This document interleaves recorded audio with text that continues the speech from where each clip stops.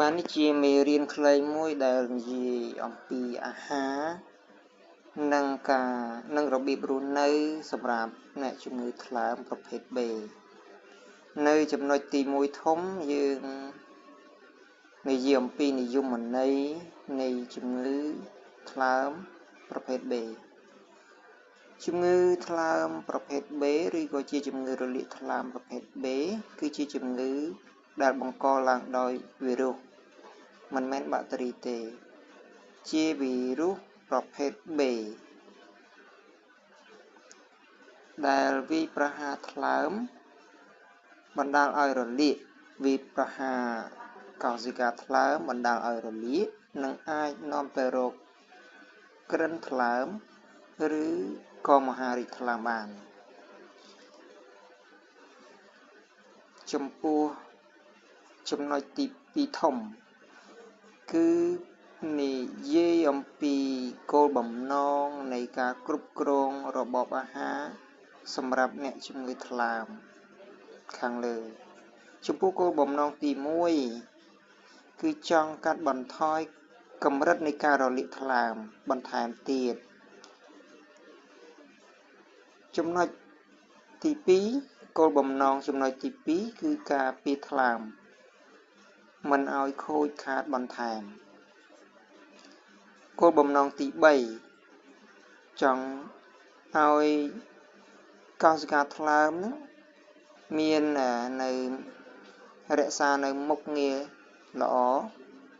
ចង់ជួយស្ដារមុខងារកោសិកាថ្លើមឲ្យល្អចំពោះគោលបំណងទី4គឺចង់ឲ្យរក្សាសុខភាពឲ្យបានល្អជាទូទៅ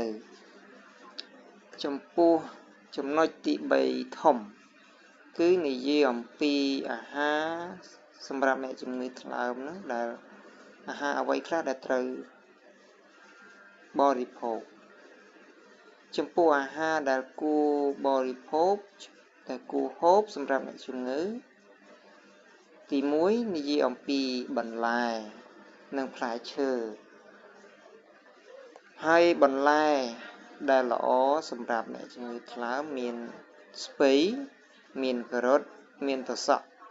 អីជាដើមហើយចំពោះផ្លែឈើគឺមានផ្លែប៉ោមផ្លែចេកនិងផ្លែក្រូចដែលអត្ថប្រយោជន៍គឺសម្បូរទៅដោយវីតាមីន A វីតាមីន C និងវីតាមីន E ចំពោះវីតាមីនខាងលើវាជួយបន្ថយនៅអុកស៊ីតកម្មវាជួយប្រឆាំងឬក៏បន្សាបនៅជាតិពុលដែលឲ្យបន្ទុកជាតិពុលទាំងអស់ហ្នឹងដែលឲ្យបន្ទុកដល់ថ្លើមហ្នឹងចំពោះចំណុចទី2អាហារដែលមានប្រូតេអ៊ីនល្អដែលមានដូចជាសាច់មាន់សាច់ត្រីហើយនិងស៊ុតហើយចំពោះស៊ុតវិញគឺយើងអាចបរិភោគបានប៉ុន្តែក្នុងកម្រិតសមល្មមជាមធ្យមចំណែកសាច់មាន់យើងអាចបរិភោគបានតែគេមិនឲ្យយើងហូបទាំងស្បែកវាទេយើងអាចហូបបានតែសាច់នេះនិយាយពីសាច់មាន់ណាហើយចំពោះអាហារដែលសម្បូរប្រូតេអ៊ីនហ្នឹងគឺអត្ថប្រយោជន៍របស់វាគឺជួយស្ដារនៅកោសិកាថ្លើមហើយមិនបង្កជាបន្ទុកធ្ងន់ធ្ងរខ្លាំងដល់ថ្លើមទេចំណុចទី3និយាយអំពីអាហារដែលមានជាតិសរសៃខ្ពស់តាក់ទងជាមួយនឹងអង្ករសម្រូបឬក៏អង្ករពណ៌ត្នោតចឹងអង្ករទាំងអស់ហ្នឹងវាមានអត្ថប្រយោជន៍ជួយ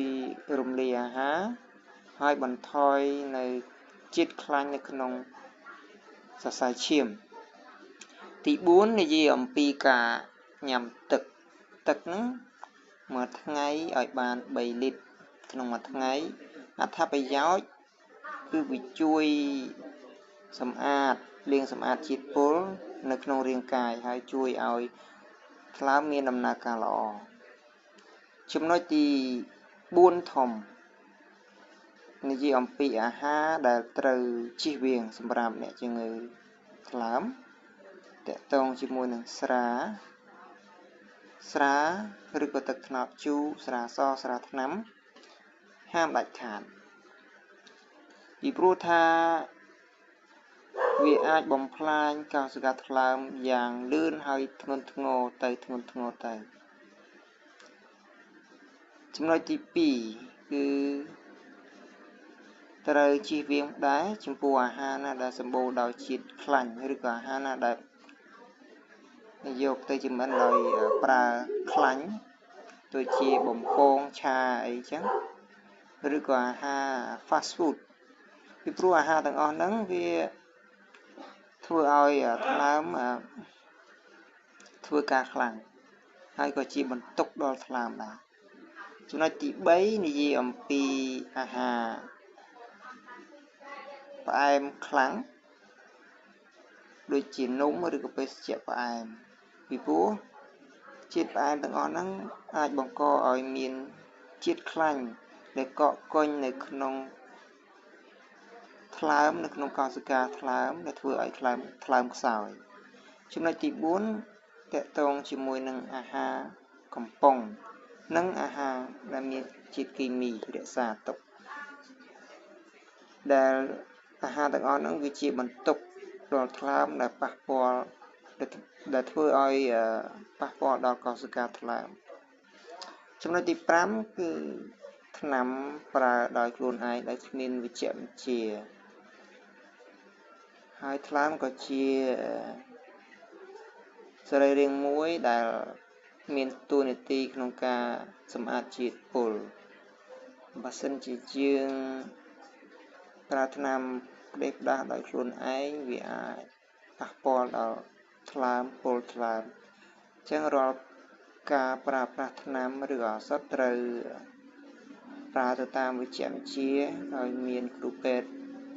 ណែនាំត្រឹមត្រូវចំពោះចំណុចទី5ធំរបៀបរស់នៅត្រូវទី1ត្រូវគេងឲ្យបានគ្រប់គ្រាន់7ទៅ8ម៉ោងក្នុងមួយថ្ងៃទី2ហាត់ប្រាណ20ទៅ30នាទីក្នុងមួយថ្ងៃហាត់ប្រាណតាមសុខភាពកុំហាត់ប្រាណខ្លាំងពេកឬក៏ធ្ងន់ធ្ងរពេកត្រូវហាត់ប្រាណតាមសុខភាពរបស់យើងទី3គឺត្រូវពិនិត្យឆែកសុខភាពឡើងវិញមើលទៅលើមុខងារថ្លើមនិងរាប់មេរោគឡើងវិញដែរហើយចំពោះទី6ធំគឺសញ្ញាដែលត្រូវប្រុងប្រយ័ត្នចំពោះអ្នកជំងឺហ្នឹងគឺត្រូវមានអាការៈភ្នែកលឿងស្បែកលឿងហើមពោះឈឺពោះឬក៏ឈឺពោះផ្នែកខាងស្ដាំអញ្ចឹងត្រូវទៅជួបពេទ្យភ្លាមចំពោះចំណុចទី